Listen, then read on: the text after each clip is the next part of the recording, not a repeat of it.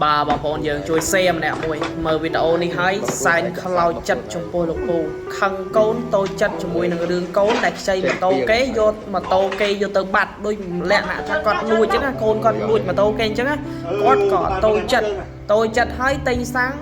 ស្រោចលើខ្លួនឯងដុតនៅក្នុងពាងតែម្ដងបបាក់និយាយអាកូនសម័យនេះភាកច្រើនមិនសូវស្ដាប់ឪពុកម្ដាយតាមតែចិត្តខ្លួនឯងណែ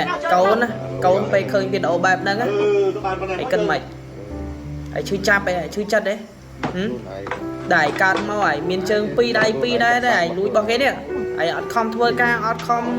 ជួយរកលុយជួយឪពុកម្ដាយនេះណាគាត់ជាអ្នកមានគុណរបស់យើងណាគាត់តូចចិត្តតែធ្វើអីកូនមិនបាននិយាយកូនលេងស្ដាប់ខឹងណាខឹងតូចចិត្តខ្លួនឯងធ្វើរឿងបែបនេះបាទគាត់បបាក់ចិត្តពេកកូនខ្លួនឯងទៅខ្ចីម៉ូតូគេយកម៉ូតូគេទៅបាត់តូចចិត្តមួយរឿងកូនខ្លួនឯងគាត់ខំចិត្តមើលធ្វើរឿងបែបហ្នឹងនិយាយទៅខ្លោចចិត្តចំពោះលោកពូដែរម្ដងដែលមានកូនបែបហ្នឹងណាបាទកូនសម័យនេះកាន់តែពិបាកបដៅ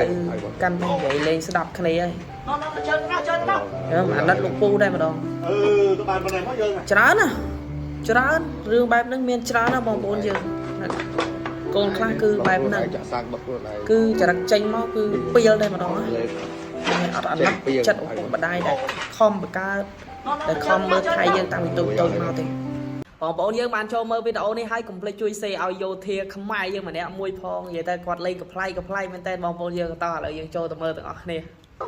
មកចូលណាបងតាញ់មែនវីដេអូគាត់លុយគេហ្នឹងហើយបងគឺបានមកពីដើម7គឺបានមកពីដើម7ប្រម៉ូសិនដើម7បងធំណាមានទាំងដើមខ្វាត់តែដើមខ្វាត់បងកាត់ចាបាត់តាហើយ